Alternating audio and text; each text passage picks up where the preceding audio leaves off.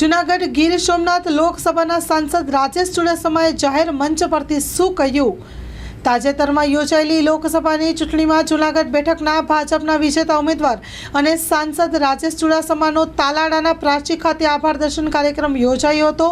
આ આભાર દર્શન કાર્યક્રમમાં રાજેશ ચુડાસમા વિવાદિત નિવેદનથી ફરી ચર્ચામાં આવ્યા છે। જૂનાગઢ લોકસભા બેઠક પર ત્રીજી વાર વિજેતા બની હેટ્રિક લગાવનાર ભાજપના સાંસદ રાજેશ ચુડાસમાએ જાહેર મંચ પરથી કહ્યું કે આ લોકસભાની ચૂંટણીમાં મને જે નડ્યા છે તેનો ભારતીય જનતા પાર્ટી હિસાબ કરે કે ના કરે, પરંતુ હું આગામી 5 વર્ષનો કોઈને મૂકવાનું નથી। સાંસદના આ નિવેદનથી રાજકીય વર્તુળોમાં ખળભળાટ મચી ગયો છે।